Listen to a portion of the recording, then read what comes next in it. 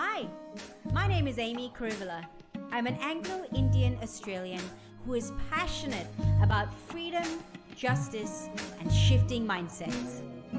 This podcast is all about giving women a chance to share their stories and the stories of others who've experienced gender-based violence, particularly in India. Come join me as I help to give these women their voices back, with the hope that they can then enter into the journey of recognizing their true value and self-worth. Well, hi, and welcome to our very, very first podcast interview. I am so excited to introduce this very special friend of mine. But before I do, I just want to say, so a year and a half ago, I had this idea to create this podcast series, and I was sharing this idea with this friend of mine. And I said, can you be my very first guest? I just love you to be my very first guest. And she said, yeah, I'd love to. So fast forward now, here she is, she's here. And I just want to, before you hear from her, I just want to share that she is one of the most beautiful people I know. She has such a kind heart, a kind soul. And I wanted her to be my first guest because I honor her so much. And I know she has so much wisdom in this field. She's a social worker and her name is Jessie Johnson. Welcome to the show. Thank you so much, Amy. I just would love you to share a little bit about what you do. So you're a social worker working in India. What's led you into the field of social work? My love for the people and nature. Growing up, I was always surrounded by a lot of people and nature around me. And somewhere that has built my foundation, my vision, even my personality. Later, I was part of a lot of voluntary work, was exposed to camps like medical camps. And then I would go for relief work, which helped me see that there's a need to serve the community. There are people who are vulnerable and marginalized, and they need help.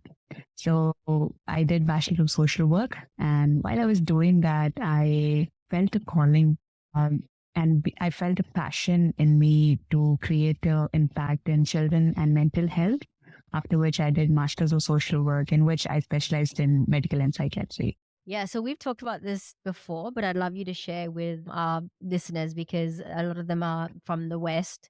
So the field of social work, can you maybe share for us a bit about how it's viewed in India as opposed to something like maybe psychology or medicine, a different kind of field? Right. So if I have to compare social work with other profession, it is not professionally recognized yet. We do have degrees in bachelor's and master's or even PhD in social work, but we don't have a professional body. We don't have a license to practice social work in the country, which makes it difficult as a social worker to practice social work in the country sometimes. Because other disciplines has professional body license, and there's more recognition to the profession like psychology and medical, like you mentioned. And how it's viewed, I think our social workers are really respected by many. But yeah, there are people who look down on this profession also. So we have both the sides with the profession. Mm-hmm. I remember we've mentioned this before, but then I also have come across people who say, yeah, I'm a social worker, and they haven't actually studied social work, but they say they're a social worker because they do help in the community or, and they think that that's what a social worker means. So I can imagine that when you say you're a social worker, they don't realize that you've gone to university, you've been qualified, and you've spent years in the It's very closely related to social service. So there's no differentiation between social work and social service. It's very confusing. Yeah. So I just would love you to share a little bit. You spent some time in Bangalore and in Mumbai working in the red light district. I'd love you to share a little bit about what your role was there. Yeah, I was privileged enough, I would say, to serve in the red light community or district of Bombay and Bangalore. To those of you listening and wondering what is red light district or area, I would like to brief a bit on the aspect. So red light area is a community which is marginalized and is little secluded from the main city or the town. This area would have commercial sex workers pimps, and basically the people who have been trafficked and been brought into this. So it's a web. It's a huge web where a lot of people are working in different capacity here. So basically, but it's a hub or an area for commercial sex work. So this area is also a function in the like for the organ trafficking or pornography, child trafficking, so all of this. And that's how these places are. So the places would be very congested. Like in one house, you'll find 2, 3 families, like 2, 3 moms staying with 3, 4 kids, and it's very congested. It goes like up in the hills kind of a thing, and you have to like walk around. So to your left and the right, there's houses, or I would say like a story buildings where a lot of people would be staying. So that's what a red light district or the area would be. My role as a social worker now, since it's excluded, it's marginalized, it's like outcast of the city, it's not easy to go inside as an outsider. So my role was as a social worker to go and mediate between the government and organizational policies which are there in place to help the victims and children and women and even men over there with certain kind of provisions, resources. So building rapport with them. And apart from that, I was also part of counseling services, mentoring children, assisting whenever there was a need which had arisen in the community. So you could play a different role in different kind of capacity. So that's a bit about red light district and role of a social worker in the area. Yeah, I know we talked the other day about, the different, you mentioned men, women, children. And in that conversation, you mentioned about the coercion. So, for example, coercion into roles such as pimps, commercial sex workers, the madams, the head of the brothels. I guess, Yeah. in terms of men and roles as pimps, you mentioned coerce. Can you explain a little bit? Because most of us would think, no, wait, the men are the baddies, they're the baddies here. Can you explain how that happens? How do men get coerced into these roles? Yeah. No, in my opinion, men are equally victim of the human trafficking mafia or the web, I would say. They are also victim in it. It's just that they're functioning from a different angle where it's hurting maybe the women and the children in the community. Maybe that's the reason we see them through that lens. But if we have to go to the root level, root cause of the issue, for example, if a young boy is been born and brought up in red light area, this is all he has seen. He's very familiar with the flesh trade. He's familiar with how it works. And over the time, he has built networking and he knows the community. So it's easy for him to step into the role of a pimp rather than going out and finding a job for himself or finding an employment opportunity other than this. Other two things I could find is I used to think is maybe peer pressure, certain kind of pressure to get into this role, because it could also be there's something like he's in debt and he need to pay off his debt. So this is the easy money, like one of the easy way of the money to make. So I think these are very few reasons. There could be more, but yeah, these are the reasons where men were mostly drawn, or I would say trapped in the web of human trafficking. Yeah, wow. I know you mentioned, let's say like for the boys, and I want to touch on this because I think it's important that we don't demonize certain people. So because like you said, they are also victims. So the boys are also Mm. victims. They have been exposed to this environment. They don't know any better. They haven't been educated. Yeah. They haven't been made aware. And we'll touch on this a little bit later, but I want us to just, I think listeners need to be aware that we understand the entirety of this. This is how it's happened. This is the cycle that just continues to go Yeah. around and around and around, and it needs to be broken. But I'd love to hear, talk about the children for a second, Yeah. that you've worked with. What are the levels of poverty? What's the education like? Is there education available in those communities? What they're like socially and emotionally, these children, because obviously they're not exposed to the rest of the world. They're in this little community. Yeah.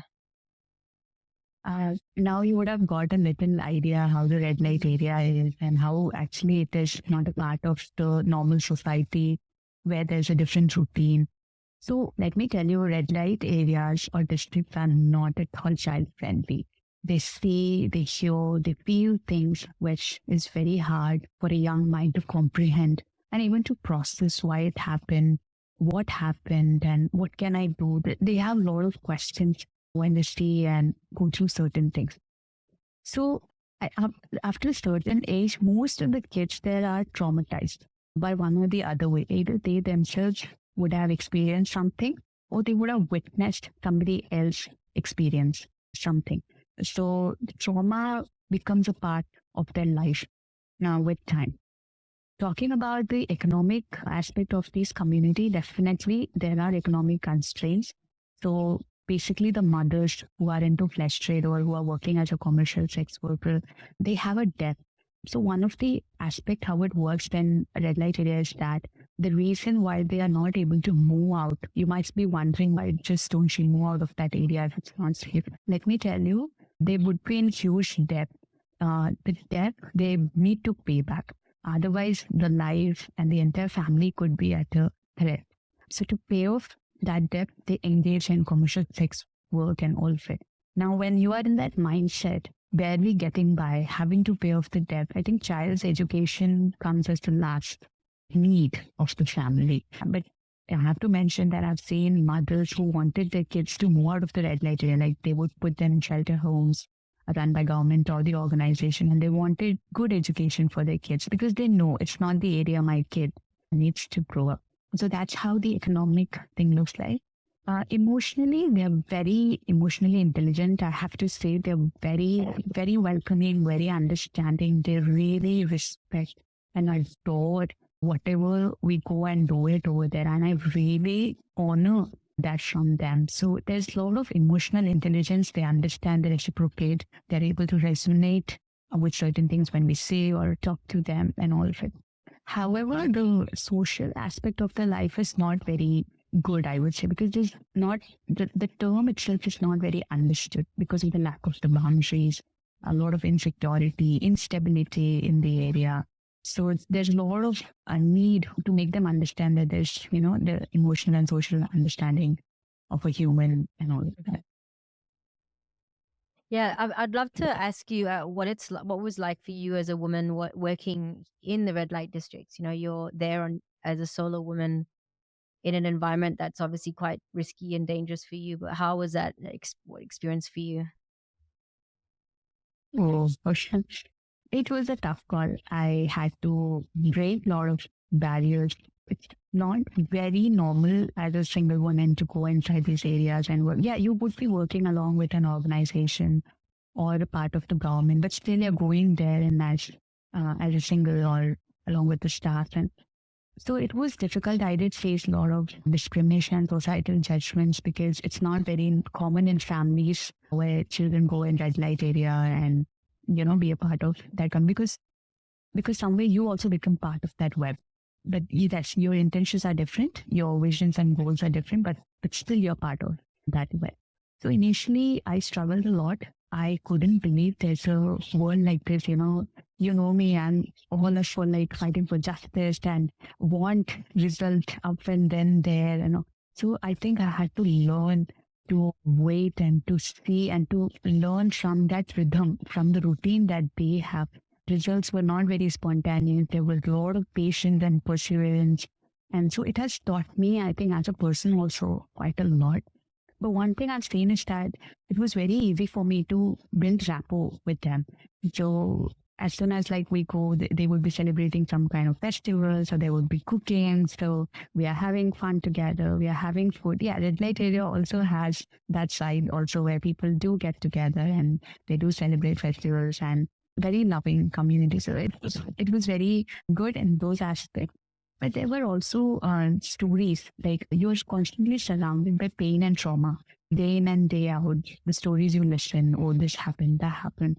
So it breaks your heart. It would take time to process one after the other stories. But I've also seen a lot of beauty in this area. Like I've seen families being reunited, a child being sent back to his family. I still remember holding hand of a child and reuniting him with his mother. and then a woman choosing alternative livelihood because her debt was paid and she wanted to move out of that area and she's never coming back to that area. Right. So I have seen these beautiful stories, or a child getting good marks in exam and she wants to become a doctor or she wants to become an IAS officer, like those dreams, those things. So I have witnessed both. So for me as a woman, I have learned a lot of things. And even today, when I'm at a crossroad, I have to make a decision. I think a lot of learnings from that area has come along to me. So I That's call good. myself very blessed. Yeah. Yeah. Yeah. It must have changed your life in a lot of ways, Yes. being a part of it. Yeah. So I guess you shared a couple of children that have managed to be united, women that have left. Have you got maybe a story that you can share that has stood out in your mind from the time that you worked in the red light district area? Lot of stories, because every day you collect quite a lot of stories from the area. But one story I remember very, very clearly and I often recall is of a 6-year-old girl. And one day I was in the area, we were taking session for the commercial sex workers. When we used to do a lot of awareness program with them, I hear a loud cry. And we stopped the program, and one of the staff comes running, and she's like, this child got raped. And I repeat the name of the child. I'm like, she? Because I know the child. She was also part of my life skill training program. And she's like, yeah. And while we were having this conversation, I just didn't know what to think. I think it's very difficult to process something when someone personally goes through something. If I don't know the person, I think it's easy. But when I know the person, it's just, at least like for me, it got a bit difficult. And I see they bring this girl and she's crying. I could see she's in pain. So we had a field staff who was also a nurse. She removed her clothes and you see a lot of cuts and bruises and she's bleeding. And they cleaned her up and she's feeling okay, like at least she stopped crying. And what happened on the other side is that somebody gave a police complaint. And so the story goes like this. She was playing outside her house. So what happens in red light district is that if the mother is engaged with a customer inside the room, the older sibling would be the one who will be taking care of the younger sibling sitting outside of the house. Now she's left without any supervision. So anything could happen to her. So she was playing, these two boys sexually abused her, and then she fainted after a while, and they put her in a water container, which is like a very large water container. And after some time, when she gained her consciousness, she started crying, and two of the men heard the voice and they came and they brought her out of the container. And then, the whole story goes. So the next procedure is to take her to the police station. And so we went to the police station because we have to give a statement of the child. I see these two boys standing close to the door and I know them. And because I'm very familiar to the faces, their names, their age, one was 13 and one was 15. And I just could not believe these were the two young boys. Anyhow, after a very exhausting process, we were able to send the child to shelter home where she got her counseling. She was out of the trauma for that time period. And I think that one story I still remember very clearly in my mind. And lot to process the story. Yeah, that's a lot. All right, so you mentioned the boys there, Jessley. You mentioned there was a couple of boys. I think we said 13 and 15 years old, so minors. Now, I just want to ask you, what would lead little boys to do these kind of things? What would lead them to behave like this, to abuse a little girl? Yeah. That was the same question I had as a caseworker when, for that particular case I was working. I didn't know, should I name them as an abuser or victim themselves? I remember standing inside the room of a police officer and looking at the face, and they look at me because they know me as well. And they look at me and they still have that innocence in their eyes. Please don't get me wrong. I know what they did is definitely a crime and abuse.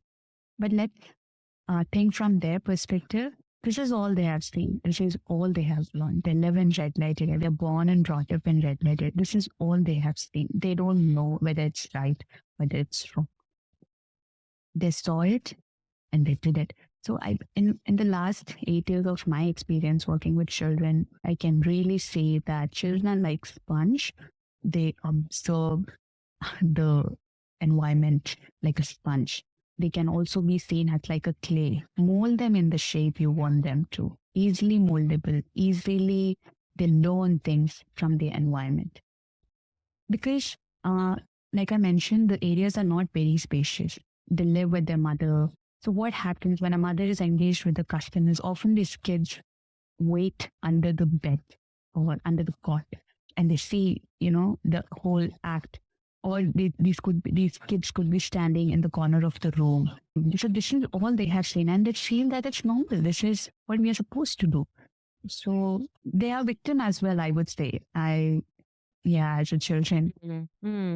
Yeah. So, I guess that's all they see. They've seen. That's what they know. They've normalized this behavior. They don't see it as being wrong necessarily. They don't have the guidance. They don't have the moral guidance. So that moral compass. So they don't really know it's wrong, right? They just think it's normal. It's what they've seen. So what about the girls themselves? Like, what leaves them vulnerable to being abused? Very similar. She sees her mother being abused. So she feels, oh, it's normal. For me, I'm a girl, I'm a female, so it's okay for a guy to abuse me. Like how guy feels it's okay for me to abuse. I'm talking clearly from children's perspective. Like as a young boy, he feels, oh, it's okay for me to abuse because this is what I'm supposed to do. He learned that behavior. Girls, same. She thinks, oh, this is how I should be treated. This is how it meant to be. Like it's okay for people to treat me. It's okay for people to touch me. It's okay for, she doesn't have any personal boundary because nobody taught her. Nobody told her, this is wrong. This is safe touch. This is unsafe touch. There's no thing called a physical boundary. So I think this environment makes them vulnerable very naturally. One thing I forgot to mention was that Jessie actually was with me as we were piloting the program, The Road to Respect in Vizag in Vishakhapatnam. And one of the things that Jessie did really well with there, many things, but one of them was teaching children safe and unsafe touch. You had experience in communities doing that. And I think that that's something as well, right? Like these children don't know. Yes. I was shocked to see children in urban areas. So these are, children that are going to school, children who have parents, a lot of them are educated, but some aren't, that did not know what their private part was. So it leaves them vulnerable to being abused. So I can only imagine in a community like that, a red light district, where absolutely no, like every part of their body is accessible, right? There's no such thing as this is mine, don't look, don't touch. It's almost, I can imagine, there's such an importance to educate and teach safe and unsafe touch. But I guess we'll keep on the children. What do you believe are the key important factors a child like this needs, a child growing up in this environment? Yeah. Apart from food, shelter, and clothing, which are the basic necessities of any living being, I think I personally believe two things children definitely need is one is education. Nothing can replace the importance of education in a child's life. It's very important that child is being educated because I have seen that even from these areas, when children go to school, I've seen a drastic change in their behavior, in their attitude, and the overall personality. They become more confident, they are more bold, they have a dream to chase, and they know what is right and wrong, not just for themselves, they also stand up for other children, which has really impressed me. So I know education can do so much. It gives them a hope for them to look forward to something. Second is a social support system. It's really important for a child to have people around, a good community around, because it takes the whole village to raise the children. I love this proverb.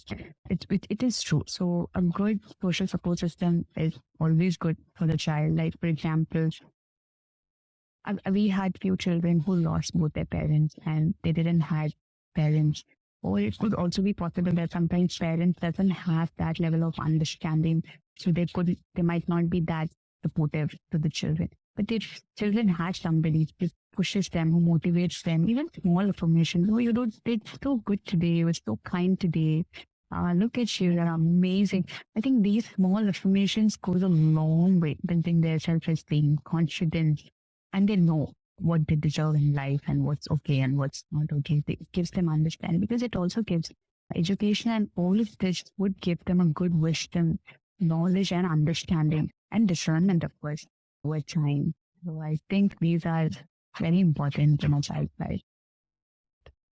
Yeah, and I would say, we're just, even from our experience with the children, just how loving on them, it teaches them to love themselves. Because if you don't love yourself, it seems like such a trivial thing to say, but the importance of love and how loving yourself and teaching children to love and respect themselves Yeah. is a huge thing, because then they know that what is not okay, and they don't allow themselves to, I guess, be treated in that way. They understand that, like, I can stand up for myself, I deserve respect, all the importance of all these things.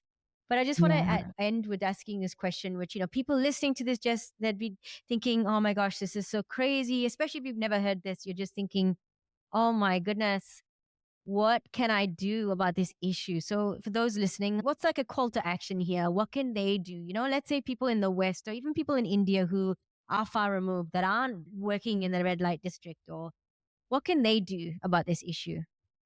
Yeah. Well, be a part of the moment, be a part of this change. And we know a lot of organizations and people who have received this calling and out there working in this field. We could definitely partner up with them and work for them. Even programs like Road to Respect, the amount of impact it has created on these young minds, the change in perspectives, change in the whole lifestyle and the attitude.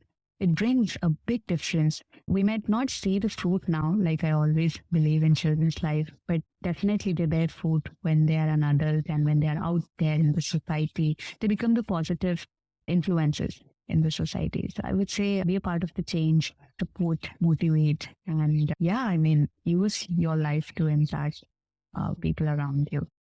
Yeah.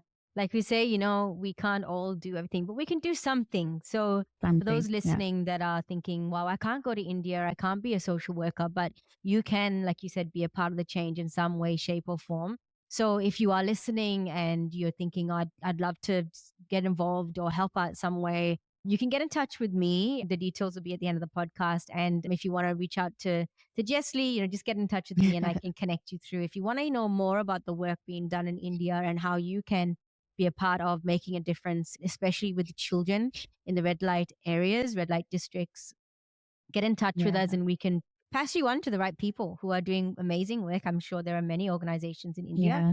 We know of a few, especially one Freedom Femme very close to my heart. They are doing incredible work. They actually rescue little children like that are being engaging in sex work or vulnerable to being trafficked, sold. They actually go in and rescue them and rehabilitate them, and they manage to see convictions. So, their thing is rescue, restoration, and justice. So incredible organizations like that, get in touch with us. We'll filter you through the many organizations that need support and help.